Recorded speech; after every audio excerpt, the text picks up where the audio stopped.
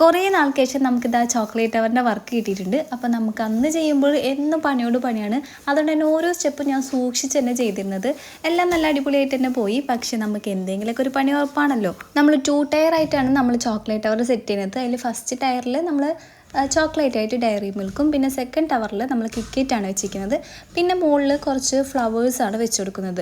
നമ്മൾ വെച്ച് വന്നപ്പോൾ ടവറിൻ്റെ വലിപ്പം മീൻസ് ഞാൻ തെർമോക്കോൾ വെച്ചത് കുറച്ച് ഹൈറ്റ് കൂടിപ്പോയി. അപ്പോൾ ഞാനൊരു തെർമോക്കോൾ എടുത്ത് മാറ്റിയിട്ടുണ്ട്.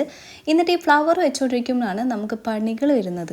ഇതിൽ നിങ്ങൾക്ക് തന്നെ നോക്കിയാൽ മനസ്സിലാവും, നമ്മൾ വൈറ്റ് ഫ്ലവറിൽ ഇടയ്ക്കിടയ്ക്ക് റെഡ് കളർ കണ്ടില്ലേ, അതെനിക്കൊരു അബദ്ധം പറ്റിയതാണ്. ഈ സെൻറ്റർ റോസസ് വൈറ്റ് റെഡും കൂടി ഞാൻ മിക്സ് ചെയ്തിട്ട് ഇട്ടിരുന്നത്. ഇതിൻ്റെ കളർ ഇളകുന്നുള്ള കാര്യം എനിക്കറിയില്ലായിരുന്നു. അപ്പോൾ പിന്നെന്താ ചെയ്യുക, എന്തായാലും പണി വന്നു. പിന്നെ നമ്മൾ തരണം ചെയ്തേ പറ്റൂ. അപ്പോൾ ഞാൻ റോസ് കളർ പെയിൻറ് എടുത്തിട്ട് ജസ്റ്റ് അവിടെ ഒന്ന് ടച്ചപ്പ് ചെയ്ത് കൊടുത്ത് നമ്മൾ കസ്റ്റമർക്ക് കാട്ടി കൊടുത്തപ്പോൾ ആൾ കുഴപ്പമില്ല എന്ന് പറഞ്ഞു. അപ്പോഴാണ് ഒരു സമാധാനമായത്. അപ്പോൾ അങ്ങനെ നമ്മൾ ചോക്ലേറ്റ് ടവർ സെറ്റ് ചെയ്തിട്ടുണ്ട്.